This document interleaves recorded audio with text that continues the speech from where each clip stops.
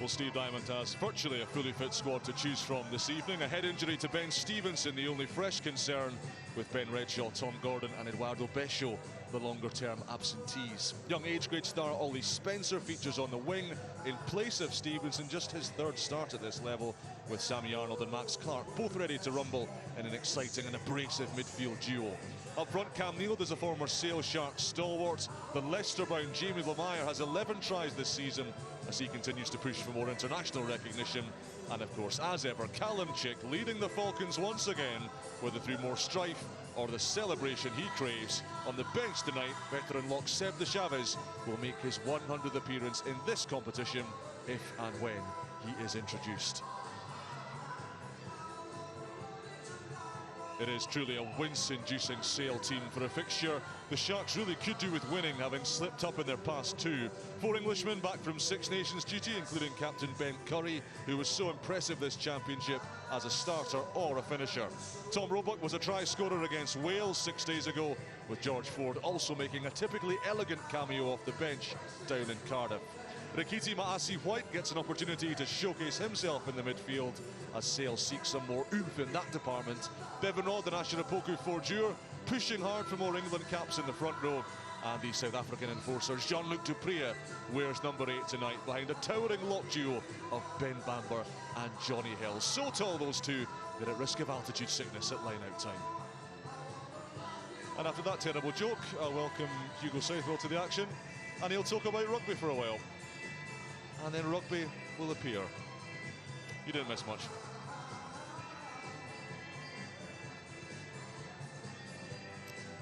And then some rugby will happen. I don't know how much rugby because it's Baltic here, and it's as windy as I've seen it here, believe it or not. It's so blustery.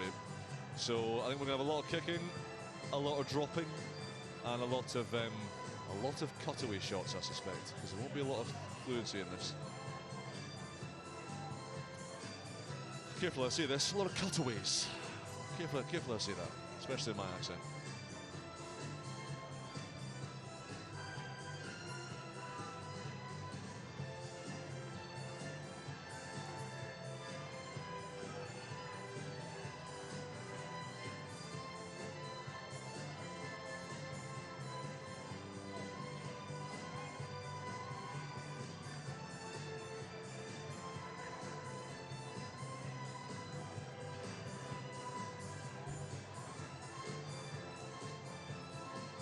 Thinking of starting a subscription service if you're interested.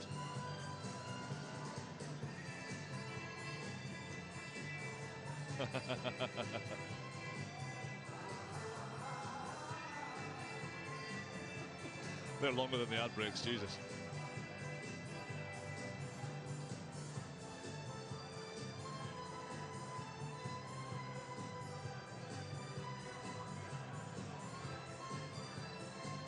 I think it was, yeah. I know, Paris, yeah. Paris, oh, yeah, not Tokyo, but yeah, Paris, oh, yeah. We did see each other in the canteen in Paris now and again.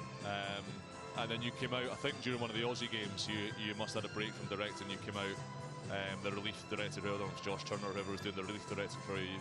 You came out to have a, oh, they are Sarah, so you came out to have an actual look at the actual rugby rather than being in the cabin out the back. But yeah, I saw you in the canteen a couple of times, and Lachlan as well, and Gwez, and Paul and the rest of the crew as well. But I saw Paul quite a bit because he was obviously out and about managing floors as he does.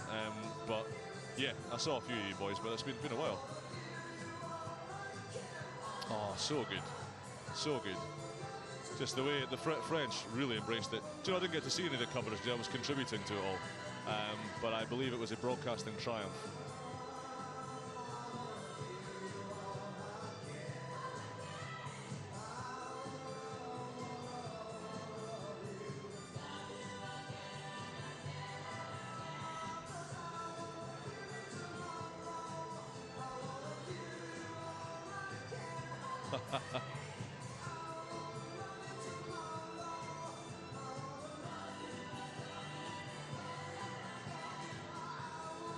Easily done. Sevens is a unique beast as well. Everything's going on at once.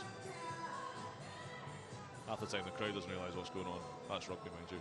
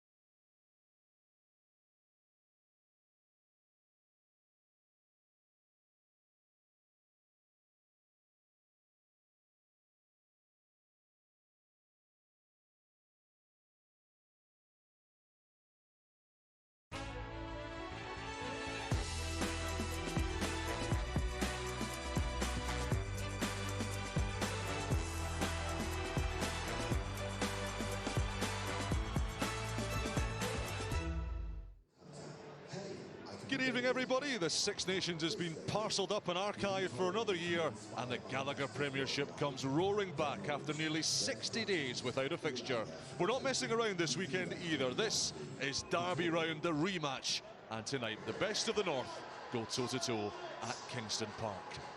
The Newcastle Falcons again in the headlines this week over some financial concerns. Top of the agenda tonight, though, is a win to help narrow the gap on the Exeter Chiefs, who they take on in Devon next weekend at the foot of the table. Sale Sharks have designs on the top four, of course, and no, they cannot afford many more slip-ups as the Premiership run-in comes sizzling to the boil.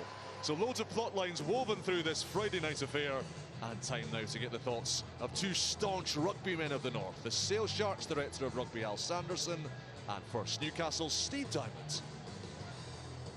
Steve, lots of headlines around this week, a lot in the Times and the Telegraph and in national print media around the finances at the club, reports of a loan that might happen as a contingency should you fail to get the investment in the door that you want before the monitoring tests take place. What can you tell us about the state of play financially at the moment? Well, state of play is we're not in a position of flux. We're fine this season, and it's just making sure there's enough in the cash flow to get us through.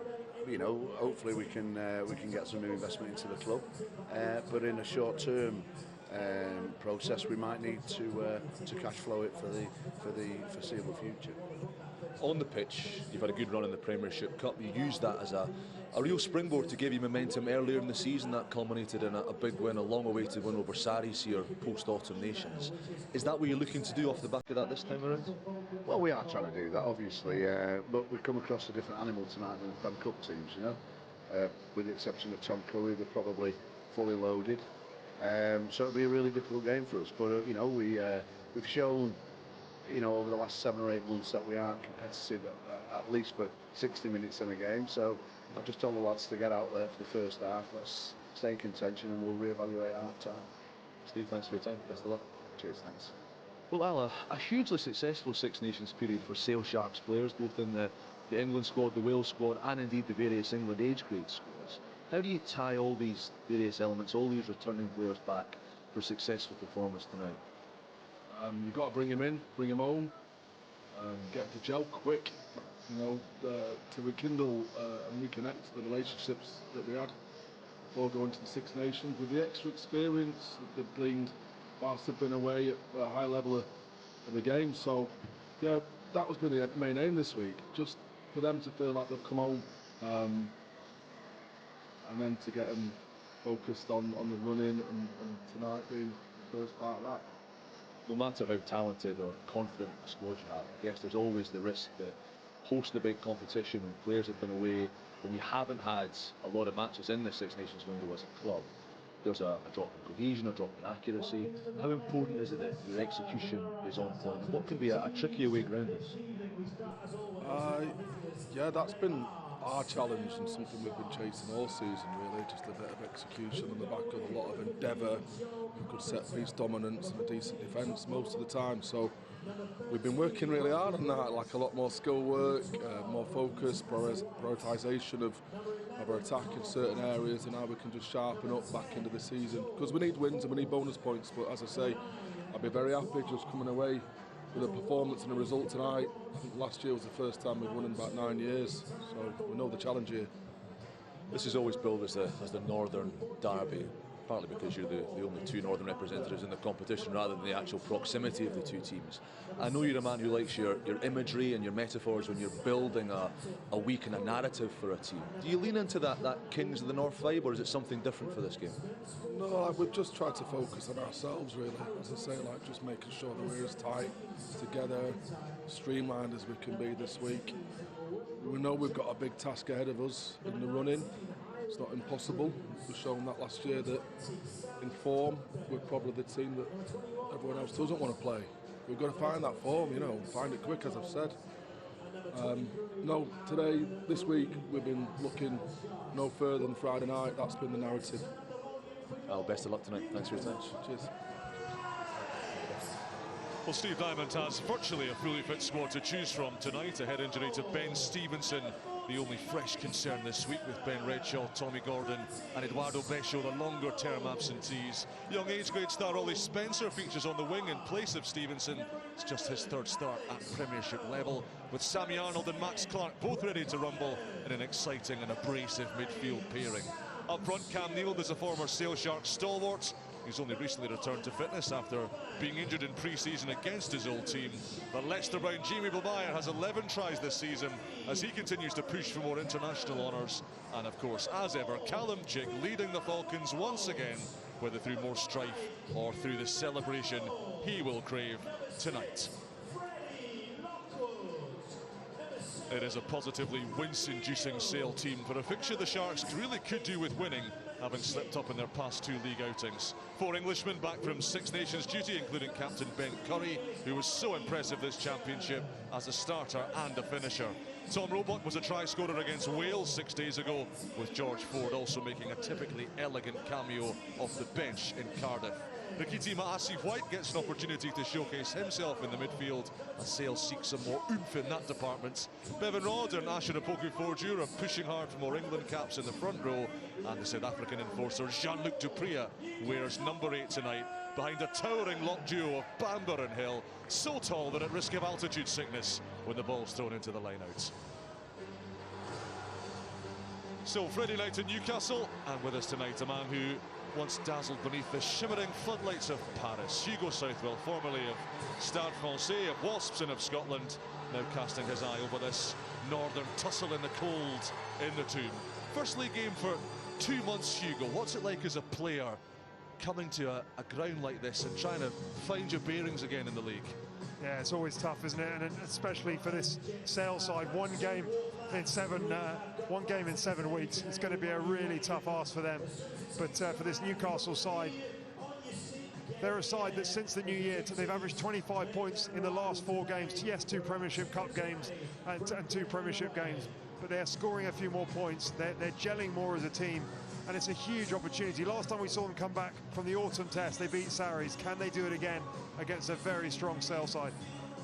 One particularly interested spectator tonight, Stuart Lancaster, former England, Leinster, and most recently Racing 92 head coach. He left that job in Paris a couple of months ago and back home in his spiritual home in the north of England, taking on a clash between the cream of this part of the country.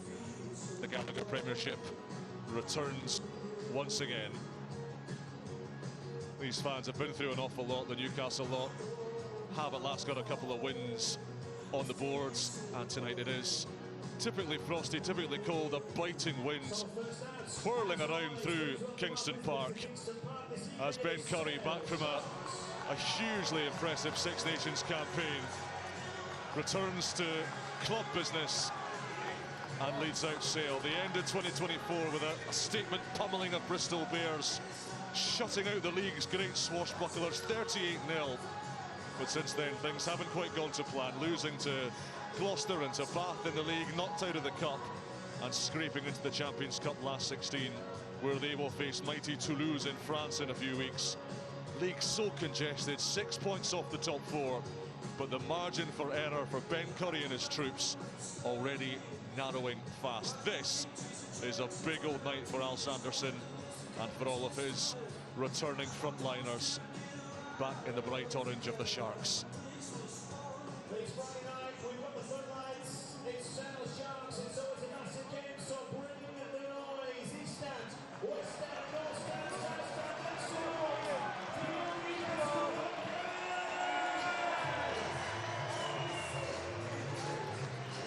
Another season of twists and turns, of delight and despair for Newcastle Falcons.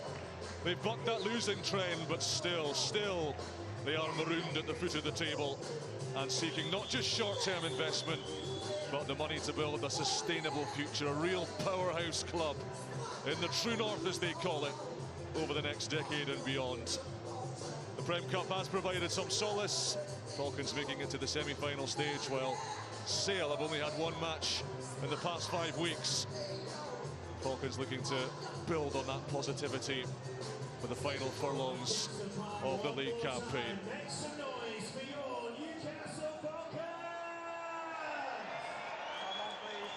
Christoph Ridley's the man in the middle. Two clubs representing the cream of England's northern talent and the fans who back them. The Falcons of the northeast, the Sharks of the northwest. And at the moment, Sale look to be playing into the teeth of this ferocious northeast breeze. Gus Waugh, a scrum half, who kicks almost as much as anybody in the Gallagher Premiership, only even Sale kicking more often down at Saracens. First line out is clean from Jamie Beaumire. And they look to launch Freddie Lockwood, talented back row forward through the middle. Alex Hurl out the back, piercing through, options on the insides. Conan manhandled by Ben Curry. How good was that man for Steve Borthwick's England alongside his twin brother Tom. Tom Curry, Luke Cowan-Dickey, two of those rested for this fixture after their Six Nations exertions. Arnold over to Yinbo, shovel that on nicely to Max Clark. Cam Niels, Sale Sharks centurion, now playing for his old gaffer Steve Diamond further north. Up it goes from Conan. Breeze at his back. Carpenter claims. Too quick for Lamire. Too quick for Adam Brockleback perhaps as well. Brockleback recovers brilliantly to drag him down and latch onto that ball. Ford. A bit of a spillage there in the midfield, and Newcastle have it back through Phil van der Waals. First touch for young Ollie Spencer, the 21-year-old. Normally a centre, but employed on the wing without Ben Stevenson, with Adam Radwan moving off to Leicester. Max Pepper heading for the exit door, and Bristol Bears next year as well. You're pinning him. I'm never going to penalise him for that. Use it. Don't pin it. Stewart gets plenty height on that kick. And Flaherty came waving for it. Chick has picked up the scraps. He's getting thrown towards touch. And he has just trodden on that white paint. Breathless opening couple of minutes. Yeah, and you can see how this Sale side are trying to get into the game. They are flying out the traps in defence. They are coming off the line so quickly, trying to make really offensive tackles, putting Newcastle on the back foot. As they go quickly now, it's going to be retaken, but just so aggressive in defence. You can see why they stop teams getting any sort of gain line success against them. Wakiti Maasi Whites over the top of the line out, and Sale come thundering round through McElroy. Offside. Penalty to Sale, Newcastle offside, and apologies for any foul language you might have heard over Christoph Ridley's microphone in the meantime. Yeah, I thought they were a bit unlucky there, Newcastle, on the floor. It looked like they were holding on a bit too long. It looked like it was a good competition on the deck, but Christoph Ridley gave the advantage to the Sale Sharks, and just offside at the breakdown there, not behind the back foot. It's surely a simple chance here. You can see there, I think it's yeah, it was Adam Brocklebank, wasn't it? Just not quite retreating behind the back foot. George Ford, so classy off the bench in Cardiff in that English rout of the League of Wales team 6 days ago. Touted this week by Alex Anderson as a Lions contender, and why ever not, the class, the experience, the poise, and the fly halves at Andy Farrell's disposal.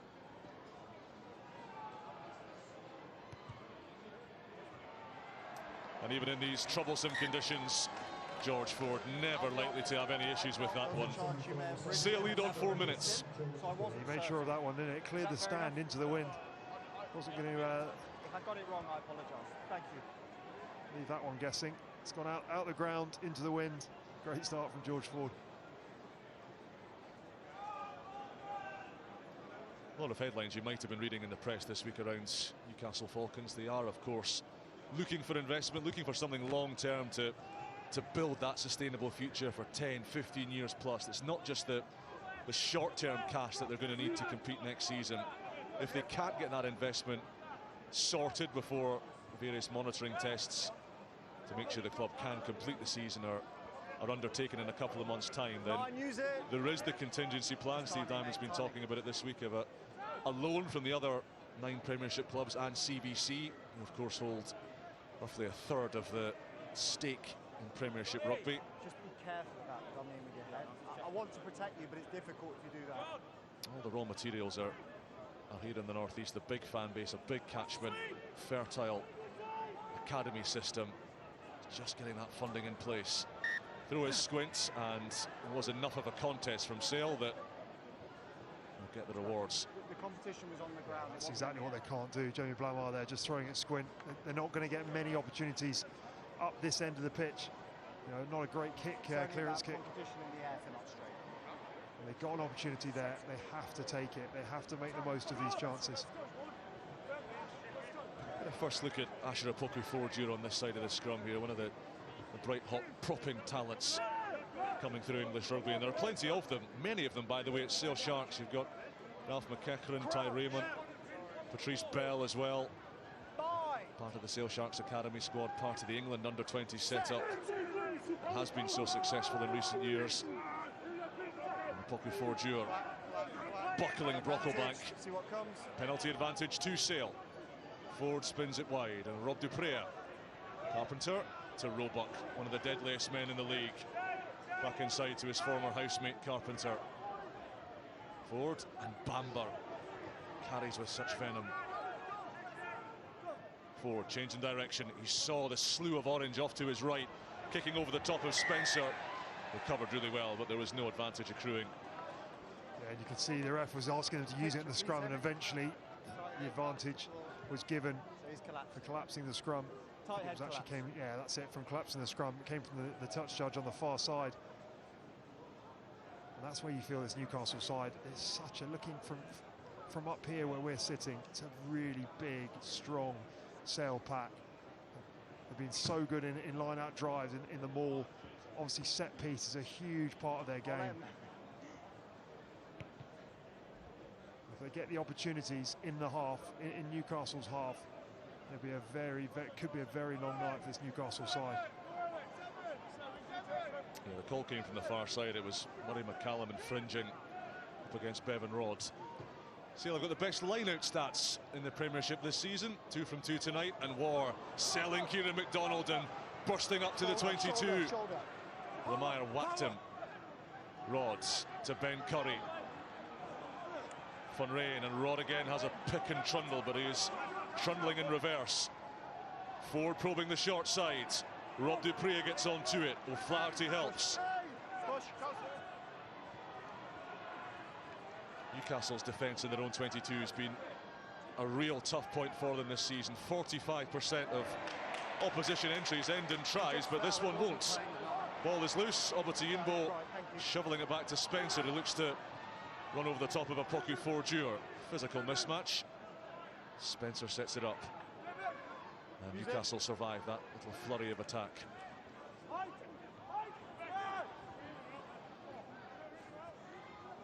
Inside. Lads, back foot. Use.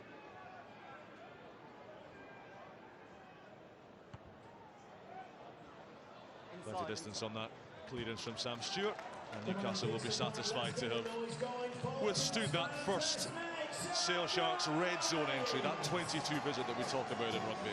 Yeah, and what they did really well is Sammy Arnold, along with his winger Ollie Spencer, they just flew up on the outside. They were down on numbers, but they just put pressure on. It just forced an error, and they got the turnover. In those situations, sometimes you just got to, it's a bit of hit or bust.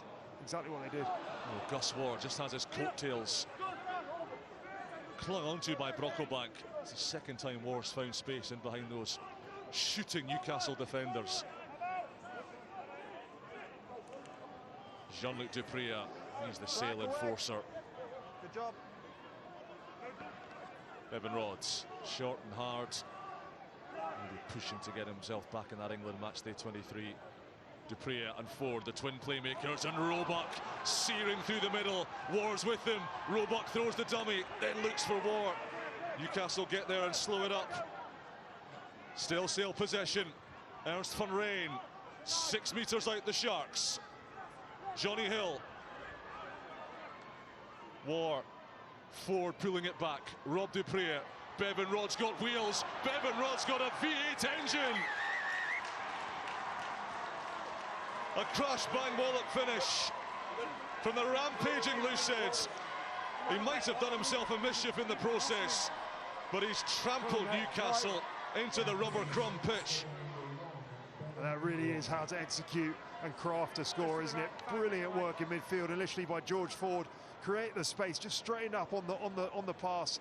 Create the space for Roebuck to go through. And when they recycled it, to be fair, that is a great line. He's just taken the ball on the outside of the defender as if he's a 13.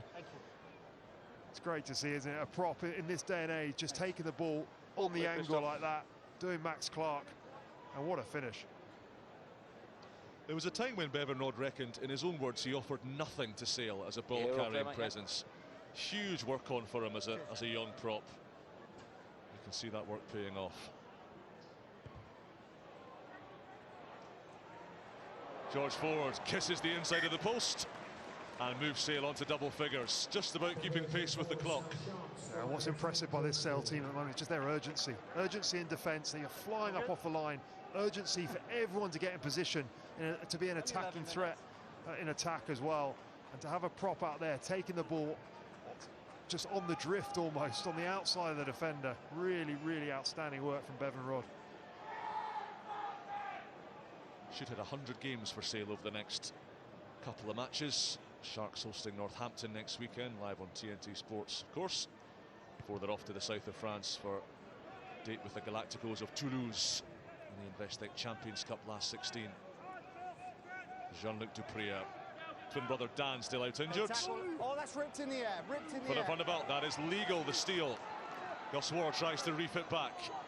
First time Newcastle have raised the gallop inside the away 22.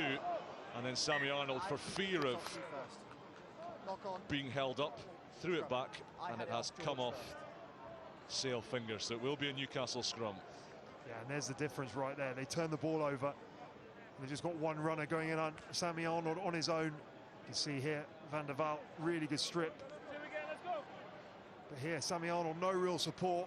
Max Clark goes in afterwards, but they've got to get more urgency to the ball carrier quicker. At the moment, Sale just first to everything. How do you see this Newcastle attack shaping up, Hugo, based on the chess pieces being dragged into position? Not head on head this time. Find you again. Well, as you can see now on the blind side, you've got Sammy Arnold. Alex Hurl's probably been the biggest attacking threat for this Newcastle side. I would expect them to go two guys behind and see which way the scrum goes. If the scrum wheels, there you go, to go right. Stewart and Arnold's thundering through the middle. That's the go forward that Newcastle have missed with his injury. Murray McCallum loses the ball and McElroy scoops it up for Sale. Execution once again, Just a knock-on advantage. Falcons undoing.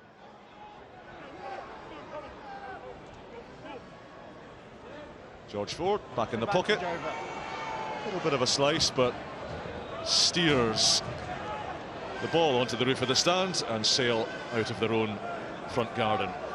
Yeah, the way Sale defend, they're going to make you work for your points. They're going to make you work to go through the phases, and if you're dropping the ball on the second phase, there's Murray McCallum, unfortunately, just looked up, looked at the defenders as he was going to take the ball into contact. They have to go through the phases, this Newcastle side.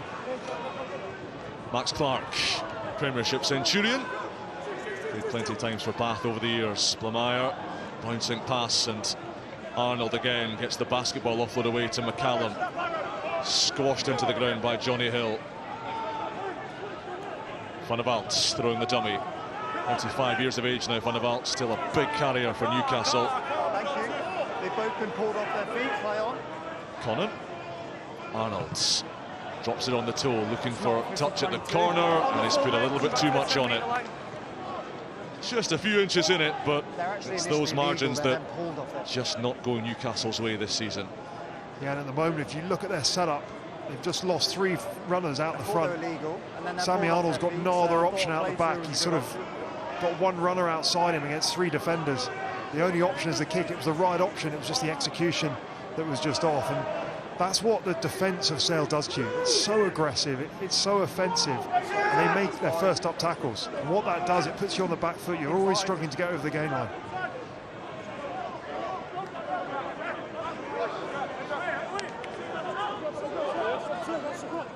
Use it, that's the back foot. This will test young Ollie Spencer. No, it won't, because Gus Wars shanked it out in the full and almost taken the head clean off a child down below us who was about to tuck into his pie and chips at half-time. It would have been hard to do that without any teeth. Don't defend the front so tightly. Can you just step off? See, that was one that just really caught the wind. He's had such a brilliant start. Here we go, look out. Oof. That would have been messy. He's had a brilliant start, hasn't he, around the fringes. Gus Ward, first minor mistake for him. That won't knock him off his stride. Newcastle with another chance to launch something from first phase. Clark sets the platform. Conan, Obati-Inbo injecting some pace, but not going to win a physical duel with Rob Duprea. Callum Chick, the skipper, over 150 games now in that storied black jersey. Conan just assessing his options, not much around him, and Carpenter has covered the kick very well. Third most metres made in the league this year, the Yorkshireman. But Obati-Inbo has his number, 15 on 15. Wonderful jackal. And the penalty advantage 2 to Newcastle, with Johnny Hill straying offside. Stewart, Conan, Arnold, not a lot going on outside him. And Ben Curry's mitts Advantage 5 is offside. will ensure the penalty advantage is activated. That's exactly what you want from your outside backs. The full-back getting the jackal, getting the steal in a really, really good position for Newcastle. Give them another opportunity, another line out deep in the 22 of this Sale side. Just got to keep knocking at the door. Great steal there. Bit of a polymath, Elliot Obati-Inbo. He's a scratch golfer, talented charcoal painter, so we understand as well. It's one of his hobbies outside of rugby. Try scorer last time Newcastle won an away match 2 years ago at Kingsholm down in the West Country. On average, Newcastle are requiring 5 entries to the opposition 22 to score a try. Their conversion rate hovering around the 20% mark in the league this season. This is number 3. What can they make from it? Lemire hits McDonald's and off he comes, but Johnny Hill read that so well. Dorian West, Pete Anglesey and the rest of the Sale Sharks coaches will have been watching those moves closely this week. Stewart to Chick, came out of nowhere but makes no ground. McCallum tucks and runs. Big shots coming in from this Byron McGuigan drill defence. Third best in England this season. Only Harlequins and Leicester better defensive records. Kneeled. Newcastle going backwards here. Conan, Chick to find Brocklebank. Good scavenging work on the deck from McCallum to rescue it. Max Clark has to kick. Carpenter waiting for it. And O'Flaherty, with all his experience, looking to find some of the heavyweights to run through, to dazzle. Not going to dazzle Philip van der Vaalt, who poleaxes him on the 22. Don't hold players, please. Yeah, it is now. Penalty Newcastle again. Callum Chick winning it this time. Holding and the first man straight off his feet. Did you see the ball carry out completely uncompromised in the tackle? First man there, Callum Chick. Exactly what they needed under a bit of pressure.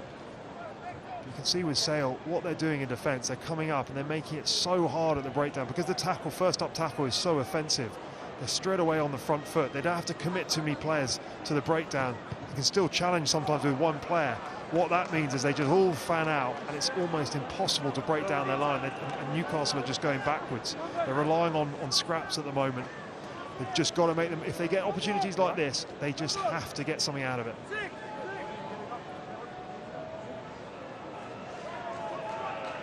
Our necks have been craned to our left for much of the opening quarter here. Still a big fat 0 on the Newcastle end of the ledger. The ball looks well constructed. Lemire and Arnold are in command at the rear of it. Sale halt the first shunt. Bevan Rodd doing a good spoiling job. Don't change, don't change. Chick in possession. Sam Stewart ordered to play. Nothing much happening here for the Falcons, and they're at risk of being turned over. That's now a tackle, not a maul, so The Sale players do have to roll away belatedly. And Newcastle have got to find a new way to smuggle the ball over that precious white try line. Advantage. Van der Vaart does draw the offside penalty. Niels to Lockwood. Good shot, Bevan Rods. Stewart now moves it. Clark, Arnold, Conan. Hear him, scare him stuff from the backs. And he will need that penalty. Back here, offside. You could just see around the fringes, couldn't you? Sale just creeping offside. We've had a penalty up the other end. The same against Newcastle. This time, just not behind the back foot there. It's Jean-Luc Van der Prier. You've almost become part of it at that point. Because you're almost Conan will totally just knock it in the bound corner again. No. Averaging fewer than 2 tries scored One, per match in the league this season, Newcastle. 19 from 11 league games. And this passage of play symptomatic of their troubles in converting pressure into 5-7 points and more. McDonald takes uncontested. Now they find some space down the short side, and plunging through against his former club is Cam Niels. What a torrid start to life in Newcastle he's had. Serious injury in pre-season against the Sharks, but he's come back to land a body blow on his old team here and drag Newcastle back within touching distance. Yeah, I was about to say, the only way you felt they were going to score was by a sort of shift drive. Exactly what they did. And then he had the wherewithal just to splinter off through the middle where there was nothing from Sale. No defence, straight through the middle. Really good decision-making there from Cam Niels. After all the efforts they've had over the last 3 or 4 minutes, a couple of line-outs, one that went squint, they get the opportunity to get them back into this game. Brett Conan kicking it around 82% this season off the tee. His first shot of the night.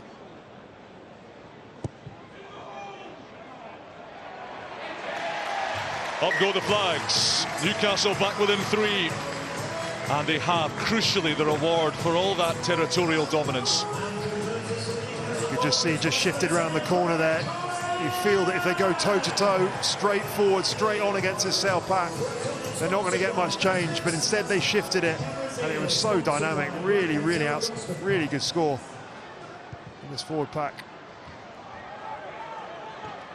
Tom Roebuck, his superpower is being a nuisance in the air, and not only a nuisance in the air, he has wrestled it back on the ground as well.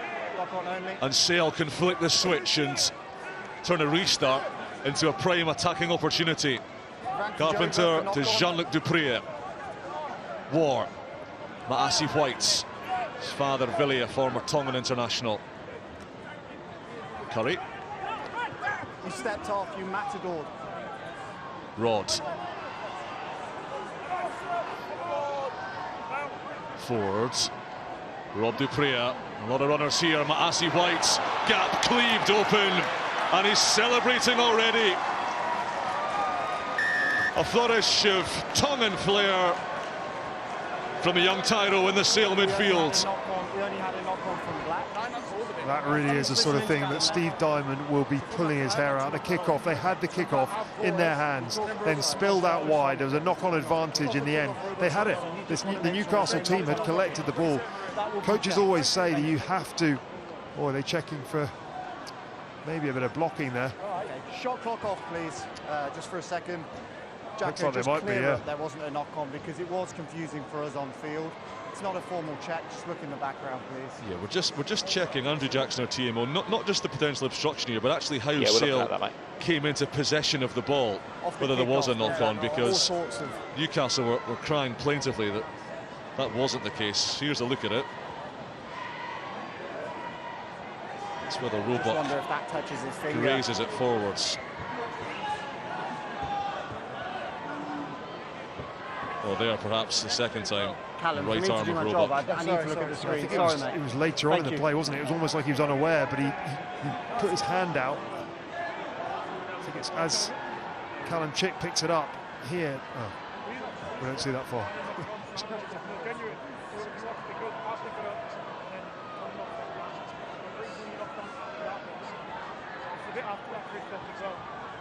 No, it was a...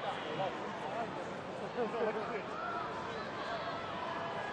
a bit like one of those old Renaissance paintings you see Christoph, we popping need up to on make your this a formal check, please. social media feeds every now and again. There's every time you look at the screen, there's something different, something chaotic to catch your Jack, eye. are you showing me something? This is now a formal review.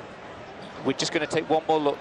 So it's not isn't that it? Because initial Callum Chick contest in picks the it up, air, and as but he's then I got picking an it up, angle where he would have had it in his hand. it and goes looks back like from Tom Newcastle, but I Roebuck's think it does hand glance brushes the it out of his orange hand forward. So we'll just review it. Yeah, that's what Andrew Jackson's just reiterated to Christoph Ridley. It's not that incident there. It's after Callum Chick picks up possession and then loses it. It's that right arm of Tom Roebuck there. And that glances his arm, doesn't it? And you can see his hand see moves, that's so come off the that should wrist be given just as a knock Correct. on. And then it seems to roll forwards. Are we both in agreement? Yeah, No try going back for that knock on, correct? yeah. Thank you.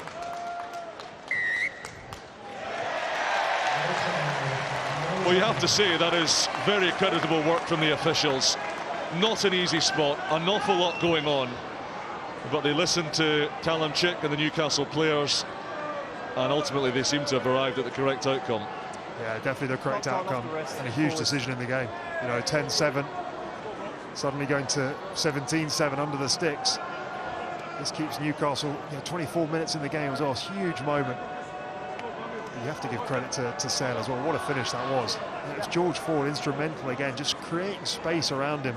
He's done that Great for last scrum. Same on again. quite a few occasions, making space for everyone, creating holes. Bit of an opportunity for Rikiti Maasi-White. I see an athlete with the marquee summer let's signing go. from Fiji. Step up. Didn't really work out at Sale. He's off to the Ospreys now. They've got Marius Lowe, the Lions captain from Joburg, jetting in for next season. But in the here and now, Maasi-White, you caught a glimpse of his flair, his skill, his intelligence there. He's got a chance to stake a claim outside George Ford. Bind. Set.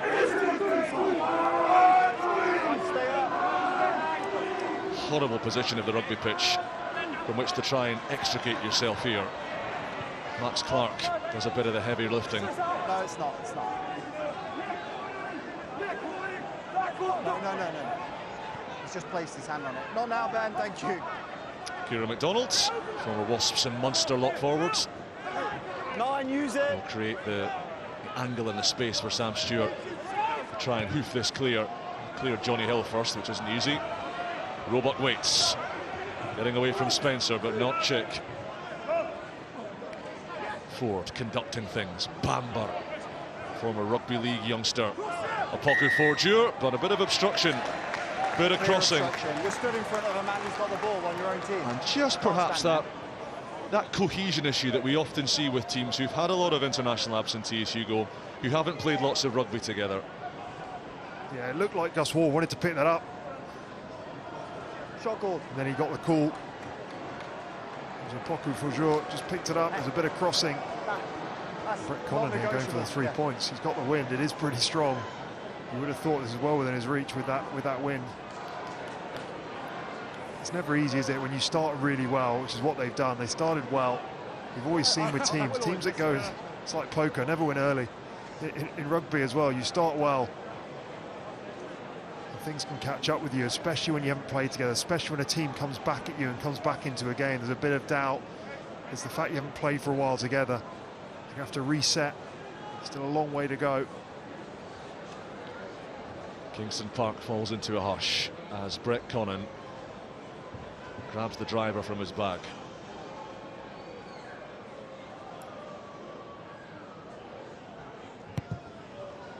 Distance, no problem. Accuracy is. You could just see that. He actually caught that really well. Just drifted on the wind across the face of the post. The wind is going into that corner. But he had plenty. I think he probably had another 15 metres on him. Jenny, timing. George Ford spoons it into the Newcastle air. Horrible ball to try and catch. Newcastle belatedly have caught it through McDonald. And now it's their turn to attack once again through Chick.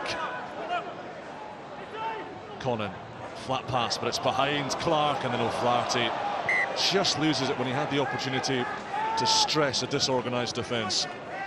You can just see though, can't you? Again, they're just losing numbers in attack. Newcastle, Brett Connon looks up, He's got a couple of options with the forwards there, or one forward and Max Clark, but then everyone else is outside the rush defence, and he just can't get the ball through either through the defence or over the top to the outside.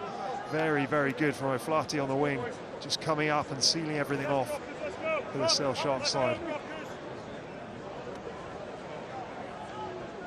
When you're facing an aggressive defence, the like of which Sale deploys, Hugo, what do you do if you're a Newcastle player? Do you need to up your short kicking game more? Do you need to go wider earlier? Exactly that. You've obviously got the wide kick. If your fullback's not on the ball and he's just a bit deeper, you've got the crossfield kick, obviously, because the wingers are coming up hard. You've got the little kicks in behind to try and keep the 9 honest, but also you've got to go more direct. You've got to get your big runners in midfield, off shoulders, pick and goes, to earn the right to then go wide. I think if you try and go wide too early, that's when you come unstuck.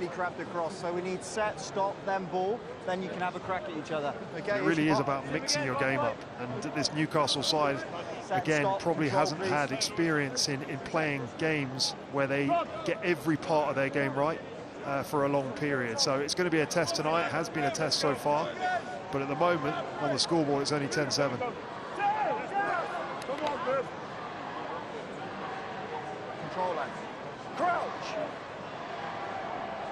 Bind. Set. Stay up, stay up. Hear the grunts and howls of a professional scrummage. Max Clark doing some grunting of his own. Stewart. Lockwood smashing into Matassi White. Newcastle fans crying for offside as McDonald takes the inside ball. Chick calls for it. Instead they go to Conan. Arnold running the arc. Obatuyinbo. Ernst van Rijn just lets him go loose. Don't see the South African miss many tackles. Stewart looking for space, but O'Flaherty had read the kick and it got back in position very smartly. And he's not hanging around either. This one landing on Max Clark. Controls on the instep. Gets away from O'Flaherty. It's a scrappy old affair, this. Second Northern Derby of the league season, illustrated by that forward pass from Cam Neild. And now Sale can apply some pressure. Ford moving it wide. Roebuck sizing up Callum Chick and Sammy Arnold. Cuts inside Chick. McDonald can't get him. Arnold can't get him. Lovely pass to Carpenter. That is caviar. Tom Roebuck taking names again. Rob Dupree applies the finish. But that was all about the 6'3" Sale thoroughbred on the wing. He had absolutely no right to do what he did there. He was tackled 3 or 4 times in that play. And as he showed last week when he scored his first try for England at the Principality, he is so strong on the ball. He is so good on his feet. Keeps his head up, keeps driving through. He's never beaten. First of all, great pass there, great vision off the turnover from George Ford. But the rest is all about Roebuck. The step on Callum Chick, stays on his feet, then the offload out the back. Really good composure from Carpenter. A brilliant team try from Sale Sharks, and exactly what they needed. Yeah, it's all good. Just such a balanced runner. Just look at that strength. Kieran McDonald tries to make the tackle. Callum Chick stepped on the inside. Oh, I see, sorry. That was a team try, a really good team try from Sale. George Ford pops over the extras, 17 points to 7. Rob Dupree with the finish, but it was all about Tom Roebuck. Al Sanderson talking him up this week after a try against Wales in his first England start down in Cardiff 7 days ago. Said his superpower is his power through contact, but Sale rather fluffing their lines from kickoff, allowing Hurl a sniff. Lockwood's penalty advantage to Newcastle. Clark from a standing start, chipping for Arnold. The ricocheting ball won't sit. And the penalty awarded for the dangerous tackle on Alex Hurl after he won the ball. Alex Hurl really has been in a side that struggled, for a long period. Alex Hurl has been one of the standout players. Every time I've come here, whether it was against Sarries, Exeter, when they won those games, and even games that they've lost, he's really, you know what you're going to get from him. Every time he's going to give everything, and you saw there on the kick chase exactly did that. I think just going back to the Sale try, Steve Diamond again, We saw the try that was disallowed, which looked like they'd fumbled off the kickoff. That also came from Cam Neild's inside ball straight to deck, turnover, and they scored a try. So they've just got to limit their errors. You know, they've got to cut these errors out and make it easier for them on themselves. You know, they're just making life very difficult themselves by unforced errors that contribute to tries. So Brett Connon from much closer in this time, try and get Newcastle back within a score.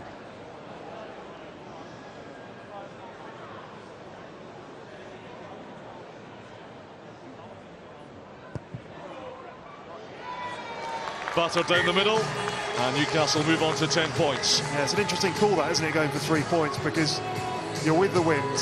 How many opportunities are you going to get in this position? 8 minutes to go in the half, 7 minutes to go now. You sort of think that maybe they should have taken the chance, either a scrum or maybe line out in the corner. We saw what they did off the last one. It's all backwards, play on. Well, Callum Chick juggling in his own 22, but he managed to slap it backwards to avoid conceding the knock-on, and Sam Stewart just drills it off the paddock. Yeah, not what Sam Stewart, very untidy again. The kickoffs have really been something that they've, you know, under no pressure there. Callum Chick really, by his standards, should have taken that, and then Sam Stewart to only make 7-8 metres with the wind. You know, again, it straight away puts pressure on you. What's he complaining about, Jamie? The speed of the ball from the ball.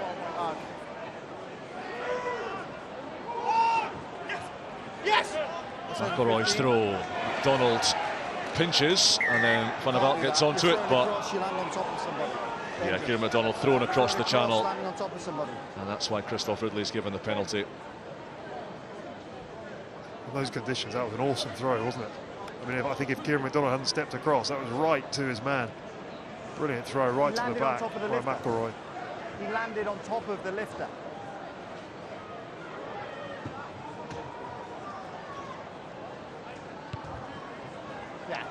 Again, just on that, as George Ford puts it, 7, 8, 9 metres out. For this Newcastle side, they've knocked the ball on, or nearly knocked the ball on, fumbled it, then got the ball back, then kicked it 7 metres. It really is a small margins, but it just is a knock-on effect. It's 2 or 3 mistakes on top of each other, and suddenly you've got the best mauling side in the league, 10, 15 metres out. Oh, Bevan Rodd wants another nibble at this. 3 metres out, Sale Sharks, McElroy. Newcastle get on ball quickly but illegally. Opoku Fordur. Penalty at worst for Sale here. War, Ford, zipping the passes. Oh, Herald came up and there was a pretty sickening collision there. Roebuck and Herald. Back will go for the penalty. Jackler on the floor and then back. It's not well to get up so quickly from that, Alex Hurl. It looked pretty nasty at the time. Yeah, quick tap penalty by the looks of things. Sale Sharks tanks, ready and revving. McElroy leaves it. Couple of dummies there, and Bamber is the weapon of choice in the shadow of the home posts. No hands. Good job. Slow ball for War. Rod slips one tackle. Jean-Luc Dupria looked right, then went left, inching ever closer in the final 4 minutes of the first half. These next few phases could be so important for both teams. Johnny Hill, decked by Neild. McElroy leaves it. Opoku Fordur commanded to carry. Still going Opoku Fordur, tornadoing out of one.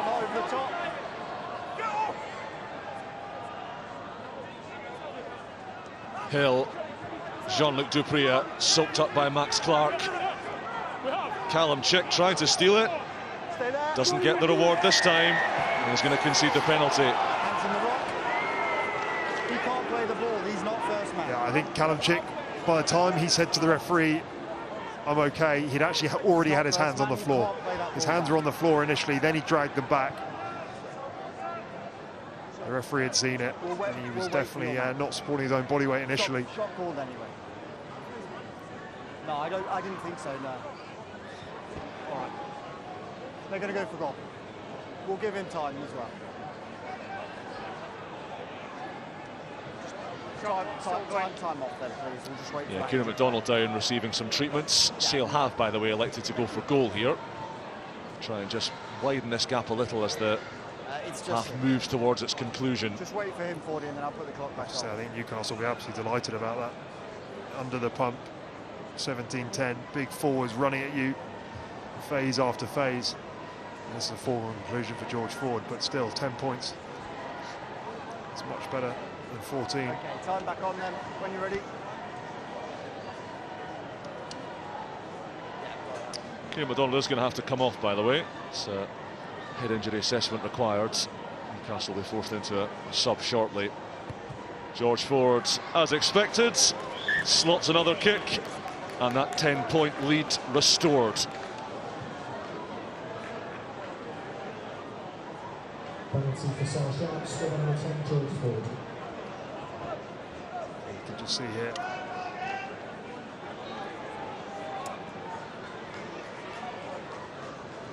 Can't see what happened. I think he might have twisted his knee. Difficult to see what happened to Kieran McDonald, but he's gone off the field. Substitution for Newcastle Falcons coming off number 5, Kieran McDonald. Again, Sale Sharks getting caught under the ball, and Sam Stewart profiting from it. Seb de Chavez, who's come on for his 100th Premiership appearance in place of Kieran McDonald, and again just those hands not quite slick enough, not quite accurate enough for Newcastle. You can see the ball just drifting away from Philip. He's a bit unlucky there, isn't he, for a knock on. Just off Ridley there, saying he knocked it on, but Alex Hurl's causing all sorts of trouble off the kickoffs, just running beyond the ball. He's just anticipated to go over the top of the lifting pod. It has a couple of times, and he's got the ball back. Exactly what he's wanted from his coach. Spacing again, lads. Outside. Crouch! Bind!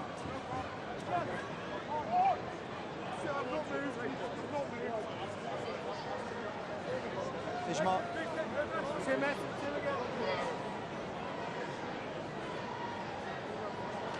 An awful lot of choreography goes into making sure 16 extremely large human specimens are exactly where they need to be, with their boots and backs and heads in the right place. Sometimes we don't always get it right in rugby. Crouch! Bind! Set! Final minute of the first 40. And Sale Sharks conjure something from deep. Penalty advantage will do them for starters, and they will need it. Nice tiki-taka touch from Brett Connon, but it's going to be in vain.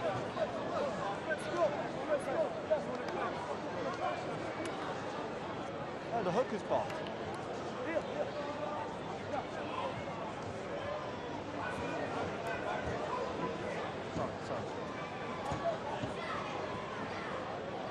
So final act of the first half. Sale are going to go for more points here, and the ball does just creep across the touchline. Last play of the half, and it will be a Sale Sharks attacking play. And look at Alex Sanderson rallying the troops, sounding the battle cry down pitch side. Have they got the fluency to open up a serious lead before the break? Forward to Ben Curry, to Maasi White. Carpenter, right up the middle he goes, bursting through the heart of Newcastle. Lamar hunting for the steal, couldn't get it. What hands that is! Oh, George Ford's electric. 2 phases. Tom O'Flaherty's in, but have a look at this seed ball from George Ford. Just majestic. Yeah, it's always pretty special, isn't it, when you go through on first phase ball, and look at the execution here. Everyone flat to the line.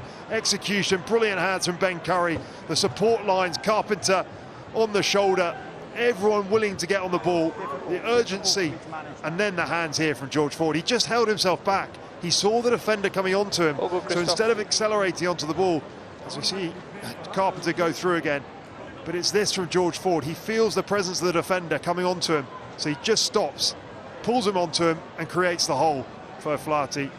And that's exactly what Alex Sanderson was doing on the touchline. He was saying, we've got one more go in us here to put the game to bed.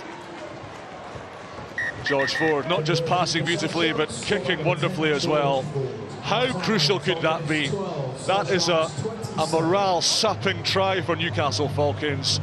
It is an energy giver for Sale Sharks. A two-phase strike. George Ford at the heart of it. And a 17-point margin at the interval in the northeast. Half-time at Kingston Park. Newcastle Falcons 10, Sale Sharks 27.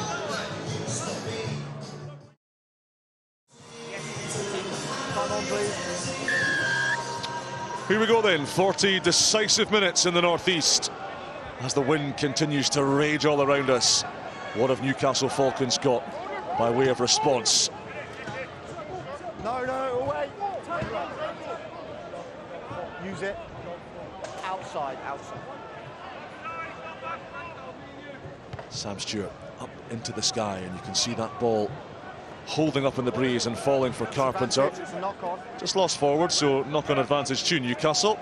Freddie Lockwood takes it on. He's had a big season for the Falcons.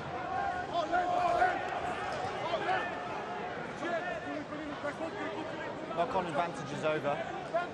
Use it, 9. Wait. Stewart again. That one's going straight up, straight back down again. And Newcastle lose it. McElroy playing basketball. Blamire wrestling with War, but War wins that tussle.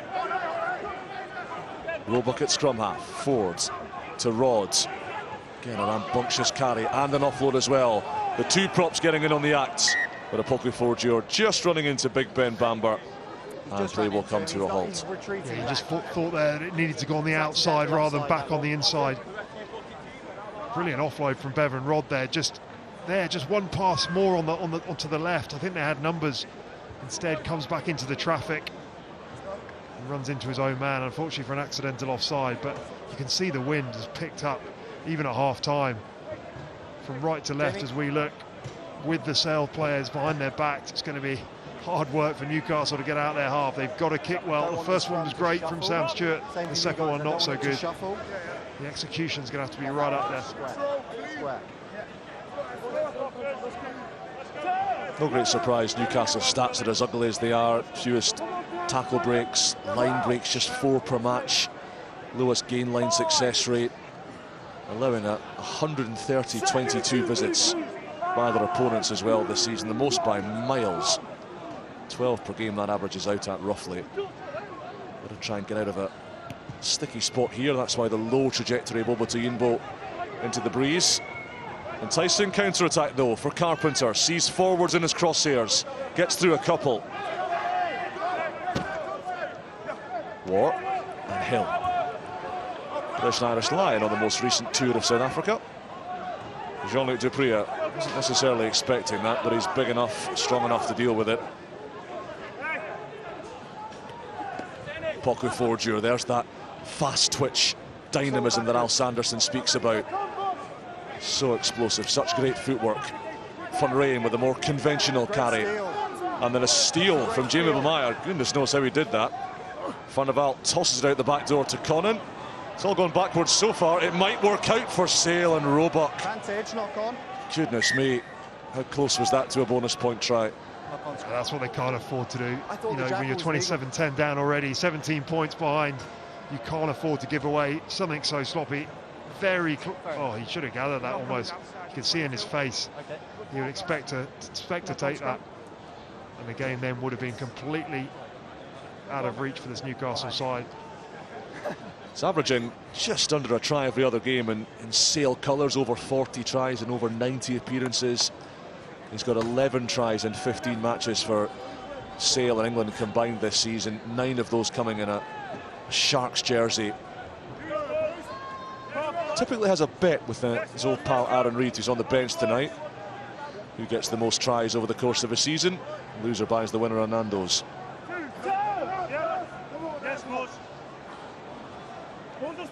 Crouch. Of course, other poultry-based takeaways are available.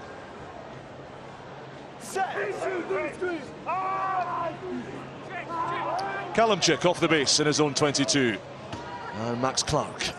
No, it's not. Again, a very awkward position for Newcastle. to try and get themselves out of. Stewart with a lower trajectory this time, and it lands on the man of the moment, Tom Roebuck. Off he goes. Always seems to break that first tackle. Ford. Ben Curry. Ford again gets that attack purring. Dupree to his not so little brother Jean-Luc. Brett Connon has ripped it, but it's gone forwards, and it's going to be a Sale scrum. We're lurching from knock on to line out. No real flow to this match, but Sale won't mind that. They're firmly in control. Yeah, firmly in control and playing the right areas of the pitch, and it's very difficult for this Newcastle side.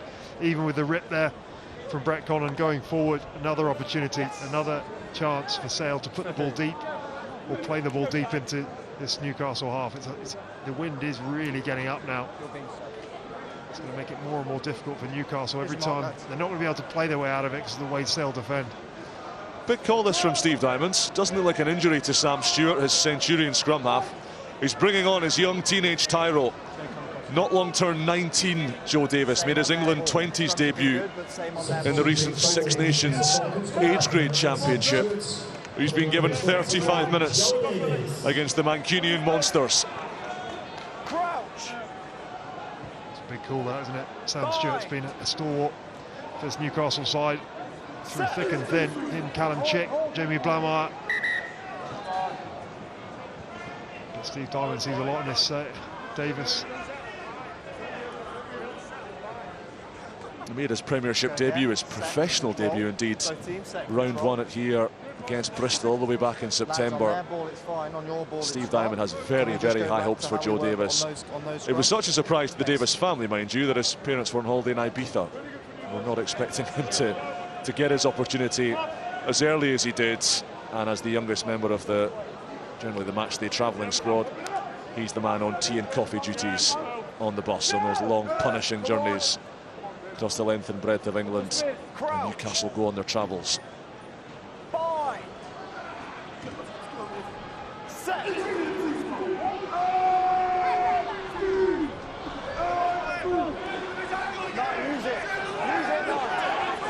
No penalty this time for Sale. So War to Dupree. Very happy in those close quarter skirmishes, Rob Dupree. Bamber stacking shelves and working in building sites not so long ago. Found his home at the Sharks. Carpenter, Obatiyinbo quickly up on Tom Roebuck. And for the first time, that Yorkshire, Cheshire, Carpenter Roebuck axis not quite functioning. They did really well on the outside channel there. They looked by all ends beaten. You can see here the pass. Thought they were on the outside. There have been a knock on there by Newcastle, but they got away with it. They scrambled really well there. That's what they're going to have to do in this second half. It's going to be a very, very tough half for them. No. There's your mark, lads.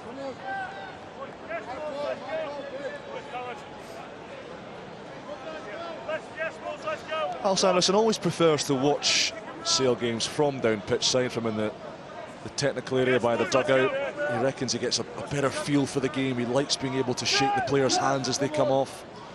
Doesn't feel he gets anything from sitting in the stand with the analysts and his coaching staff that he can't get directly or indirectly from being right in the thick of things. Callum Chick into Ben Curry.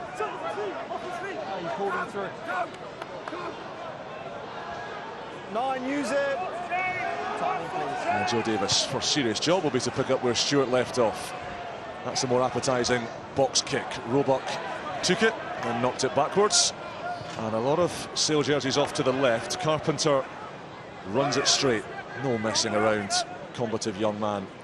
Ford, space in the backfield, and if there is space in the backfield, George Ford will find it, giving Joe Davis the runaround with that bouncing ball. The teenager boots it back, and that's a big yardage gain for Sale, and that's experience. Yeah, you can just see that's what's going to make it so hard. You know, they make a really good kick from Joe Davis, good chase, make 30-40 metres, but then George Ford just back in the pocket, nails the corners, and they're back in their own half. Very, very difficult task for this Newcastle side. One more try for Sale Sharks to register that all-important bonus point.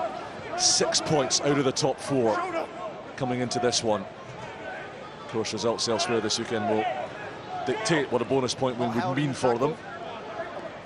Dupree tosses it out the back. Poku Fordier goes back, standing start, takes 3 to stop him. Maasi White. That's advantage. You're deliberately trapping it with your leg. Penalty coming for Sale. Van Rijn, qualified pilot, down the narrow side. War going wide to Ben Curry. Loves to patrol those outside channels. Sale smell blood here. Van Rijn, Dupree, Carpenter sizing up Arnold. O'Flaherty 1v1 with Herrell. Looks to take him on the outside, but Herrell stands strong. And Sale will need their penalty. Well done, unlucky. Back we go. Great work in the outside channel there, wasn't it, from Alex Hurl? Not only did he make the tackle, he was on the ball. Referee would have given him a penalty, but he's gone back for the original penalty for not rolling away. You could see there, I think it was Gus Waugh was tapping the Newcastle player on the floor on the back, telling the referee. You can see there, is it Van der Vault? Looks like, you can see his leg, he knows exactly what he's doing, stopping the ball from coming out. Christoph Ridley right there, and again, another opportunity for George Ford just to nail the corner. Christoph Ridley, a referee, by the way, was part of England's Six Nations training plans. Not only was he officiating the competition, but he was in his capacity as an RFU official, almost as a consultant, refereeing live sessions with the England team. A big part of the analysis that Steve Borthwick will do every week on England's opposition will be who's the man in the middle, what their trends are, how they're seeing the game these days. McElroy to Hill, and an opportunity for Sale to wrap up this bonus point score. No change, Cal. McElroy in there, Roebuck's in there as well. Down the narrow side they go, and McElroy plunges over. Sale flex their muscles, and the bonus point is pocketed. Yeah, and you got a sense as soon as George Ford kicked to the corner there. We've spoken throughout the game how strong they are, the best team in the Premiership from driving mauls, the most penalties from driving mauls as well. 14 penalties they get from driving mauls when they don't score. But as soon as they got that rumbling towards the line, so powerful, such a powerful 8 they have. They finished off by McElroy very easily in the end. Joe Davis scrambling back to try and get there, but slightly too late. You'd have to say, the game, if it wasn't over already, you'd have to say it is now. 5th maul try of the season, league leading in that department, the Sale Sharks.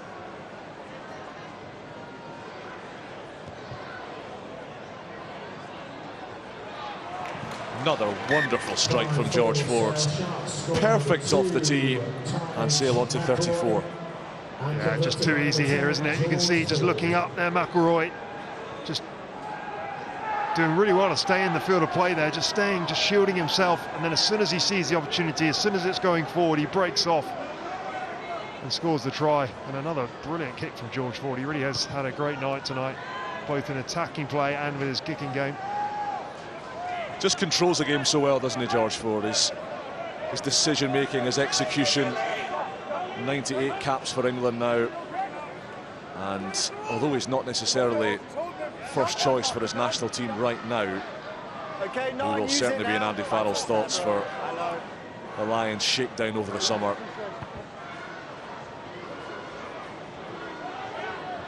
That's not a bad kick either from Gus Waugh. 40 metres eaten up. Yeah, just compare that to a moment in the first half when I said Sam Stewart's trying to clear his lines. He makes 6 or 7 metres and suddenly Sale out of an attacking line out 30 metres out. Here, Newcastle on halfway on the back foot again. Alex Anderson withdrawing both of his props. Bevan Rod with a try-scoring first half. Asher Poku Fordier with a typically busy performance in the loose. And on come two squat, muscular specimens of themselves. Will Griff, John of Wales. Cy McIntyre, once of Wasps in his second stint at the club. There's big Will Griff.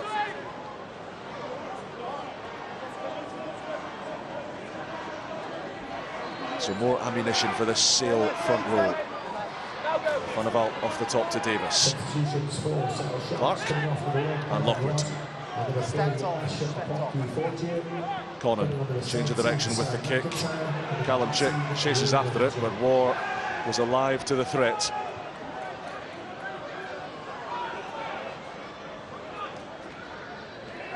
Wilgriff John with his first touch. Pretty eventful Six Nations. Was Sinbind at Murrayfield in round 4. Can't use it. Tough old time to be part of that Welsh setup at the moment. That ball's out. Gus Ward dinks it over the top. O'Flaherty against Obatuyinbo. Fullback gets onto it and then gets wrapped up.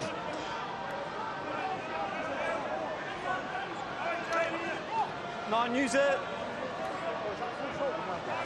Sale on course for just their second away win between the Gallagher Premiership and Investec Champions Cup this season. Other one was a real cracker, the demolition job at Ashton Gate back in late December. War stabs it down the tram lines. Over to Yinbo, running down blind alleys. Big thing to get rid of Gus War, but the scrum half recovers. And Newcastle once again driven back into their own 22. Yes, of course you are. Use it, 9. Davis to touch. And Sale can muscle up again and come back again. But again, having to work so hard just to get out of this corner, get out of their 22, get out of their half. And as soon as they do make any mistake, you know, Sale are so good at capitalising on it, either going wide or obviously putting the ball back in the corners. So it's just very, very difficult at the moment for this Newcastle side. No real obvious out for Newcastle at the moment. Gus War patched up. And back to action. Good tussle between two of the lighter weight specimens on the pitch, Obatuyinbo and War. And Sale have gone to the bench again. They brought on a flying machine, Aaron Reid, for Tom O'Flaherty. He's lurking in backfield here. Duprea to Ben Curry. More punishment dished out. McElroy. Newcastle defending with 14 because Philip van der Vaart is down, out of your picture. Bottom of the pitch as we look at it on this near touchline. Sale attacking a man up. Rob Duprea kicks in behind. Carpenter and Roebuck, the henchmen, go after it. Alex Earl in an awful position to try and get out of. And the ball is loose. Newcastle scramble through Richard Palfreman. There's Philip van der Vaart gingerly trying to get back into the line, but he's not going to get there before Christmas. He's badly hurt. Yeah, all right. Use. Conan in his own in-goal area just has to get out of dodge. And I think Newcastle are going to have to go to their bench again here. It doesn't look like he's continuing, does it? He's really struggling, old Philip van der Vaart. And again there you just see Brett Conan gets the ball back, tries to clear it. It's probably as good as he could do from the position he was in, right on the goal line, or right on the dead ball line actually. So bad.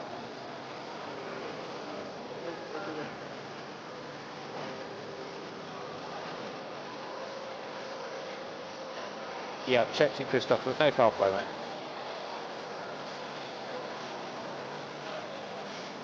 Right, Philip van der Vaart is going to have to be replaced. On his stead has come Ollie Leatherbarrow in jersey 20. That will necessitate some reshuffling up front. Probably mean Freddie Lockwood will move forward into the second row alongside Seb de Chavez. Christoph Ridley, by the way, just out of shot was pulling down his sock to show his assistant Hamish Grant a big stud mark he'd been trodden on at some point. Okay, when you're ready. Former Leicester Tigers Academy scrum half Christoph Ridley, used to the rough and tumble, but he's going to be looking like an old banana tomorrow. Anyway, here come the Sharks again with Roebuck off his wing. Not now, Newcastle, leave it. War. Jean-Luc Duprea into Brett Conan. Van Rijn, every carry, driving a dagger between Newcastle ribs. But not without the ball. was going to say, that was becoming far too easy, wasn't it? Every phase they went through there, they made probably 5 metres, 6 metres in the carry. To be fair, that was ripped on the floor by Max Clark. I know why you're frustrated. If that happened, then if that happened, I apologise. The referee's seen that, but definitely illegal from Max Clark. Got away with one there, but sometimes you do. But it is looking a bit like a procession now for Sale. Gandalf the Grey, wizard arriving precisely when he means to, and drinking some of the local fine establishment ale.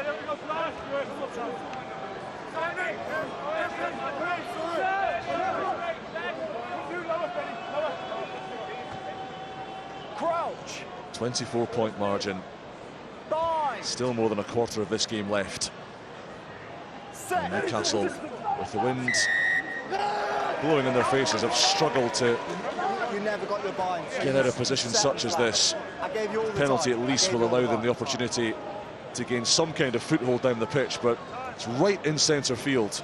You can see Brett Connon there going, which way shall I kick it?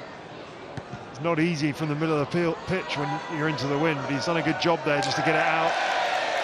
Great take And the biggest cheer of the night is for a bloke in a bobble hat who took that as cleanly as an international fullback. Because it's too tight. It's difficult, that. I would have been proud of that.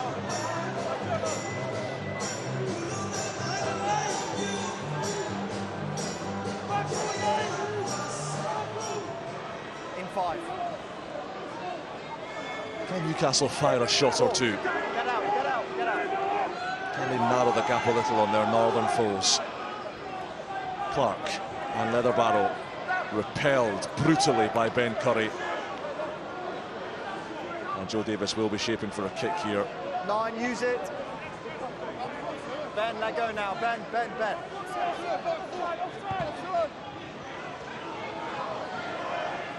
Alex Herrell, unchallenged, couldn't take the ball though, and Wilgriff John pops up with it.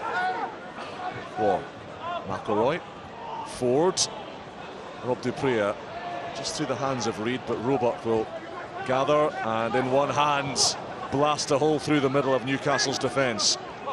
And then Cam, well, it's Freddie Lockwood in fact, has to be penalised for that. Gus War chucking it straight off his coupon. It's unfortunate. Couldn't have timed that better, could he? Great run onto the ball, but just for the wrong team. Freddie Lockwood, but even Roebuck there, and that space he had.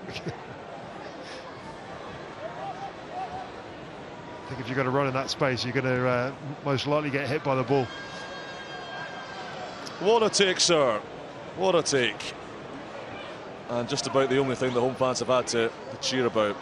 Poor old Freddie Lockwood, a bit reminiscent of Dan Burn at Wembley on the weekend. Famous weekend for Newcastle United, for sport in the city. First trophy for the football team for 70 years, beating Liverpool 2-1. The hope is one day in the not too distant future, with the investment they seek, with sustainable business model and some local talent behind them, that the rugby team can start to scale the heights that they once climbed themselves. There's Sam Dugdale, one of the great Sales soldiers of recent years. He tops tackle counts over and over again. He's a real workhorse, and he has to be, because he's got the Curry boys, Tom and Ben, for competition. He's on for Jean-Luc Dupree in the back row. Aaron Andrews as well on in the second row. And up soars Sam Dugdale.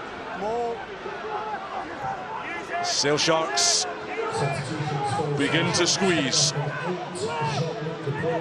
Newcastle straining every sinew to keep them out. Out it comes from Nye Thomas. Rob Dupree ripped that pass away. Carpenter controlled it on the instep. Over to Yinbo. Has it over the top to Clark. And now Herrell can stretch his legs, but his kick is drilled into the ground. And Dupree himself, who made up so much ground to get back and recover possession. Roebuck popping up. Ford and Ben Bamber. Thomas, Ford, Maasi White. Another loose pass, and Newcastle onto it through Brett Connon. Maasi White recovers well. Quick ball for Davis. Arnold, kick ricocheting back for young Joe Davis. Where's he going to go with it? Roebuck puts him down. Ball trickles loose. Leatherbarrow grappling with Nye Thomas. Leatherbarrow looking for support. Davis is quick upon it. Conan. Kneeled. No. Davis again. Definitely up the tempo, the young man. Loose passes again. Sammy Arnold running backwards. Clark dummied the kick.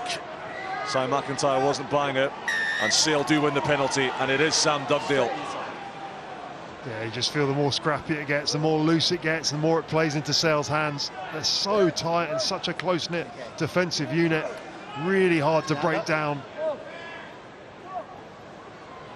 They always seem to have the decision-making, the breakdown's brilliant. You know, if they can make a tackle and make an offensive tackle, they only tend to need 1 or 2 people in the breakdown to compete. Newcastle having to send in 3 or 4 players just to make it an even contest.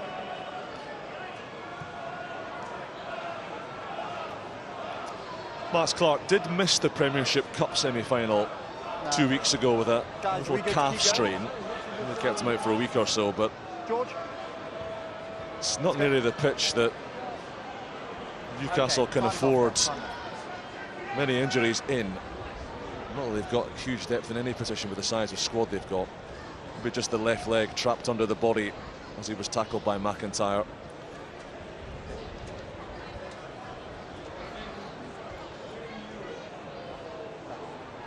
Christoph, check. We need to review this tackle.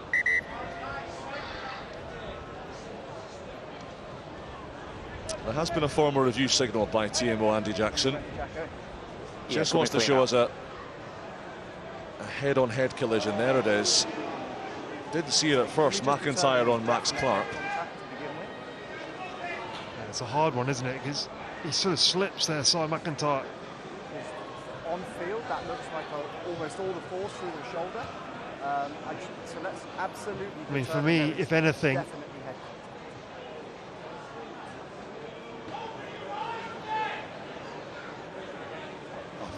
he's slipping down. He's on his shoulder. I mean, I would imagine it's probably going to be a penalty. Yeah. So a majority of force through the shoulder. It's definitely foul play because he could have been lower, but it's a low level of danger. So we're thinking he had to come up. Yeah. Well, Si McIntyre is going to be dispatched to the bin for 10 minutes. A high shot on Max Clark. And the yellow is brandished to a few jeers. I think that's one of those ones that could have gone either way. I think Si McIntyre, you can see he was trying to slip down, he was trying to get into the position, just mistimed it slightly. There's no malice in it at all. It has forced Max Clark off the pitch, so Louis Brown is his replacement, and Newcastle with a man advantage the next 10 minutes.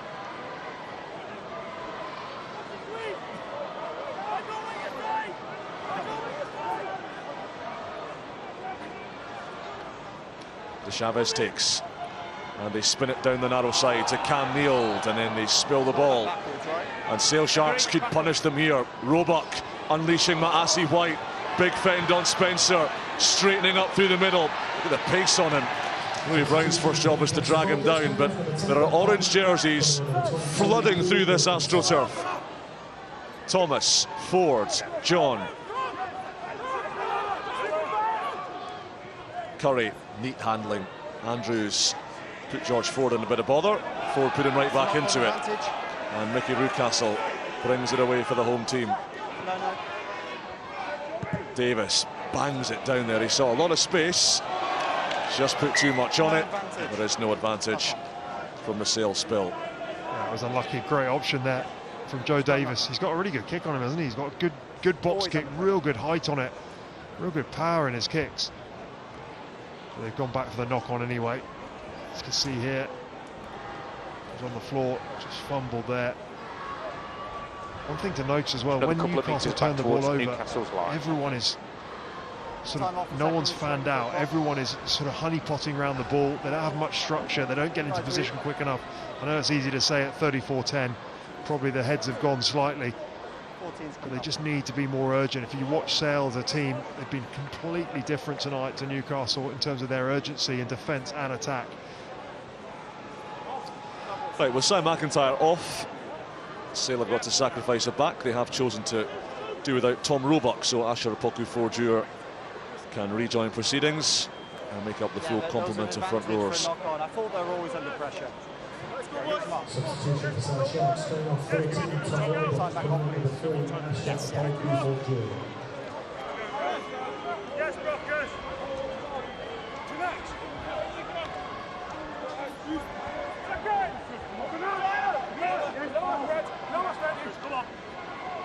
Crouch! 15 minutes to play. In a freezing cold and blustery Kingston Park. Early drive from Sale. And Newcastle play. Joe Davis, the exuberance of youth, to Leatherbarrow. Met hard by Andrews. Kneeled. Kieran Wilkinson with his first touch. Lockwood.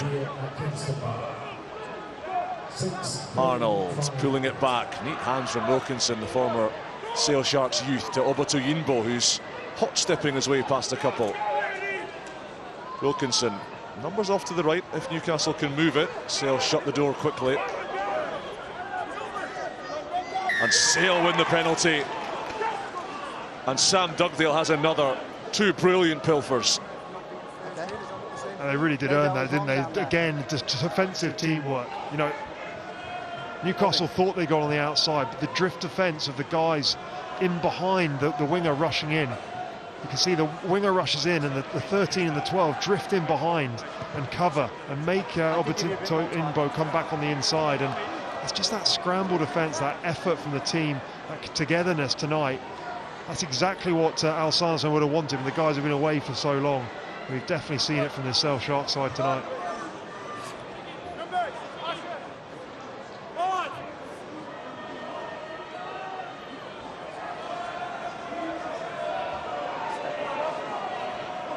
Into the 22, Sale Sharks will rumble again. Down to 14 men. But with such precision and such strength in this mauling game, that's what they choose to use here. Andrews sets it up. Curry. Dugdale. John. Thomas sweeping around to the left is Ford, injecting the pace. Reeds, important tackle from Davis. Big clean out on Louis Brown. McElroy cutting back. Sale again, tensed and poised and ready. Thomas, Ford, neat handling to Maasi White. Angles of running, so cutting. Thomas caught at the base. Neild came through on him. Let go.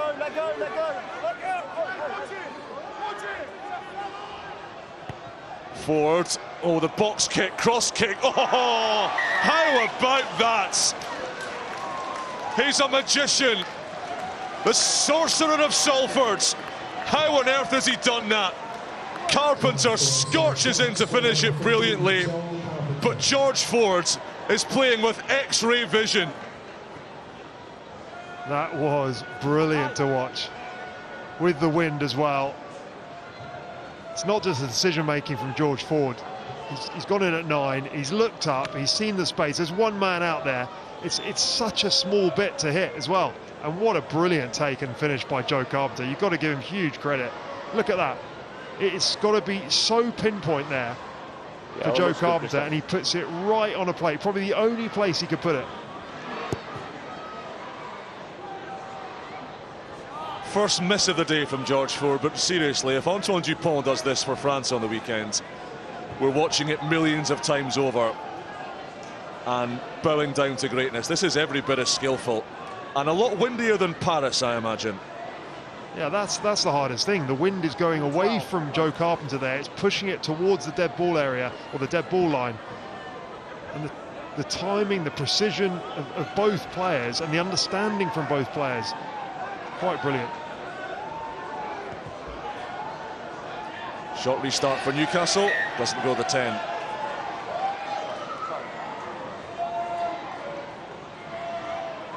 As a Newcastle player, Hugo, when you're getting beaten up, when you're losing and losing and losing, when there are stories swirling round about how your club's going to pay your wages next year, what do you think? There's no sign internally or externally that in fact, you know what, forget all that. Let's just watch George Ford again. We'll talk about Newcastle later.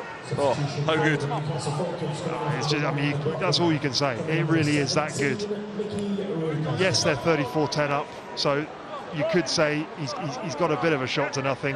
You know, would he do that? Yes, I think he would do that in a similar situation, but if they were 10-all, for example. But that was just outstanding vision, outstanding execution, and brilliant read between two players that have obviously grown to know each other very well from playing so many times together.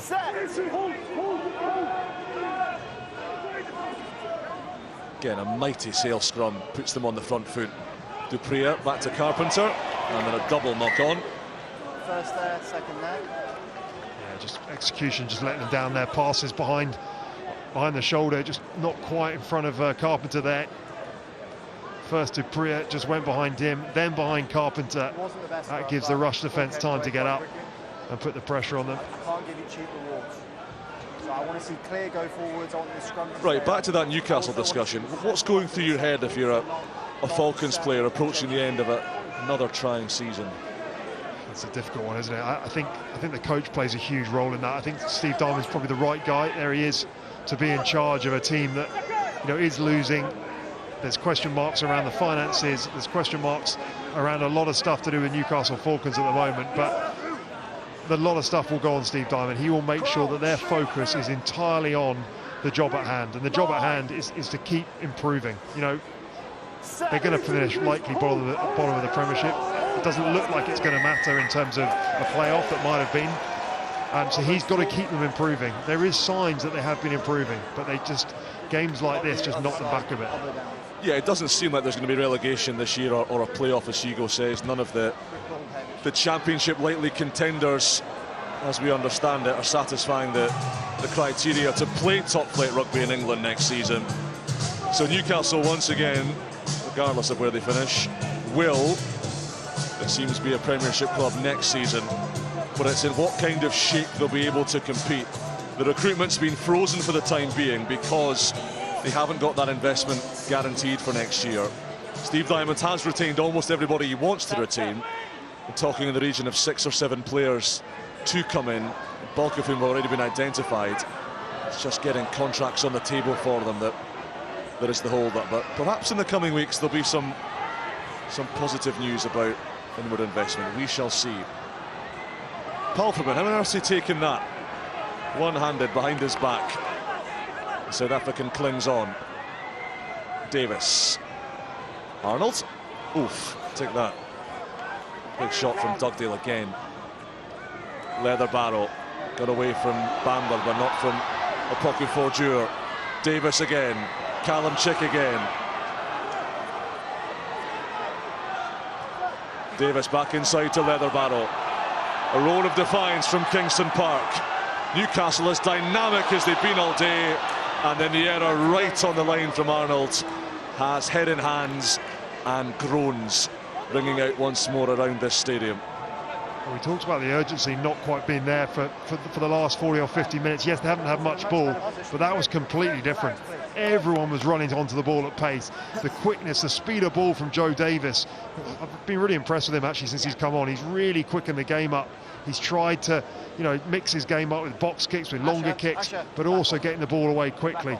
So that was much better from Newcastle, but unfortunately, you know, far too late. Only 7 minutes to go, a long way behind. You know, they want to still finish the game strongly. They want to have these positive moments. So in the 10 minutes without Sam McIntyre, Sale have won 5-0. Newcastle 0 points since the 32nd minutes, 0 tries since the 22nd. The Chavez wins the line out for them. Davis to Arnold, holds on this time, but he is splattered. Herald. Davis quickly again there.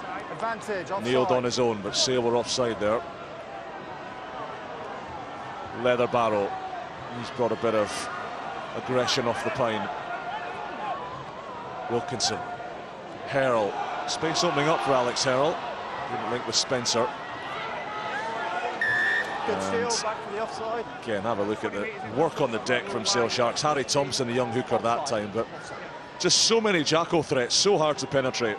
Yeah, and even when they look as if they're going to get broken up the middle, you know, Alex Herrell threatened to go through there. It's the assistance from the next guy.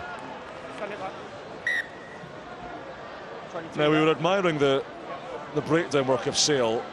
As we were doing so, Newcastle, through Kieran Wilkinson, kicked the ball dead. You can, yeah. We missed that, didn't we? We were still talking about the last play, but so frustrating, isn't it? You get an opportunity, and I know the game's gone, but as I say, they want to finish the game. They want to finish the game well. They want to have some positivity going into the next game.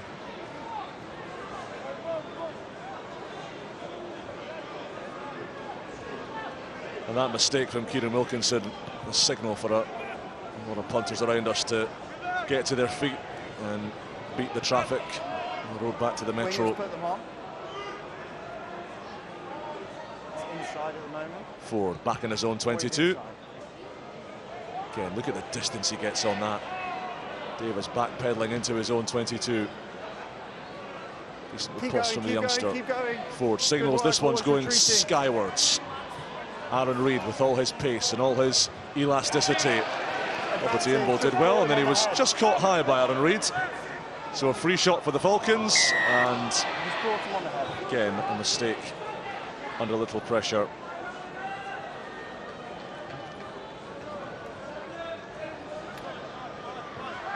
That's a great take, isn't it? That's classic fullback play. Keep your eyes on the ball until the last minute. If you look at the defender, if you take your eye off the ball at any moment, he would have spilled that. Really good take.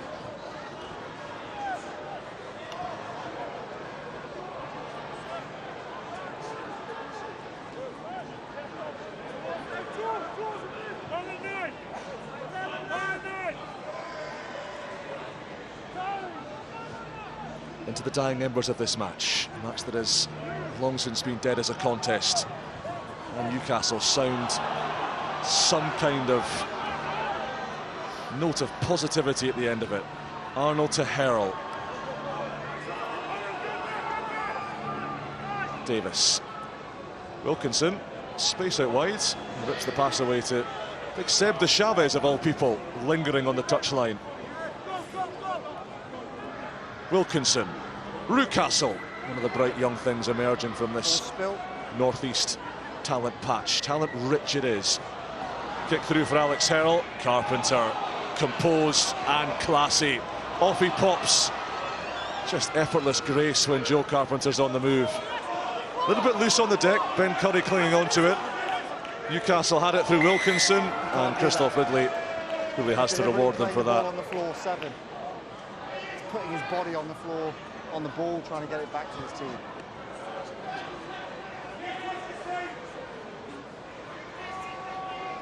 So 2 minutes and some change to go in this one, Hugo. Who are you selecting as your Gallagher player of the match tonight? Yeah, my Gallagher player of the match. Well, first of all, just a few mentions for some of the players, because I think Sale as a team have been outstanding. I think it's been a real team effort. I think Marcy White has been brilliant. Tag McElroy and Bevan Rodd, but George Ford, my player of the match, Gallagher player of the match is George Ford. He's everything that's been good, every little moment, every little opportunity, rounded off by that kick to the corner for Carpenter. Another dusty line out from Newcastle Falcons, over the top from Fletcher, and Ford himself drills them back downfield. Obatiyimbo blasts that high. After it goes Louis Brown. Horrible one to get after, but Brown's done well to take it. Couldn't get the offload away, but Newcastle back in possession. Minute and 15 left. Wilkinson, little teasing floater to Fletcher, and Obatiyimbo and Herrell. At last, some Falcons fluency. Ford puts his head in the spokes. Davis, front foot ball, Palfreman pinballing forwards. Nield has to throw the dummy, can't get that pass away quickly enough. Fletcher from a standing start. Davis, Wilkinson, Arnold still looking for soft shoulders. still trucking manfully on. Handed to Neild. Nye Thomas clings on, wraps up the ball. Davis, Palfreman, caught by John. Final 30 seconds now. Here's Lockwood. Arnold picks and jams. Thomas gets to him. The Chavez standing guard. Time is up. Callum Chick, the captain's last stand. The Chavez, shackled just short. Blind they go, over they go, and in they go. Richard Palfreman with the final act of the match does give Newcastle something to cling to, and their supporters something to shout about. Yeah, and for the last 5 minutes they put into this game, they deserve that. But you just feel, if we'd seen that for the middle part of the game, the middle 40 minutes, yes, maybe it was Sale tiring. But the subs have come on, they've done a really good job. Joe Davis especially has really got this team going, just sped everything up a bit. And in the end, it's a bit of positivity to end the game and take forward with them, this Newcastle side.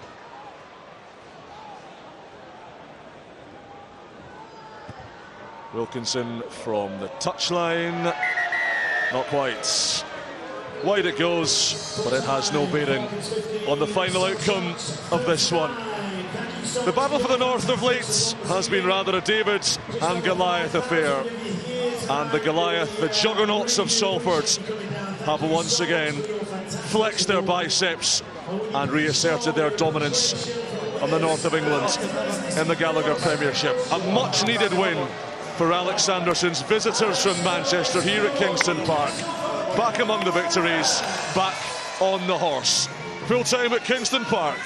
Newcastle Falcons 15, Sale Sharks 39.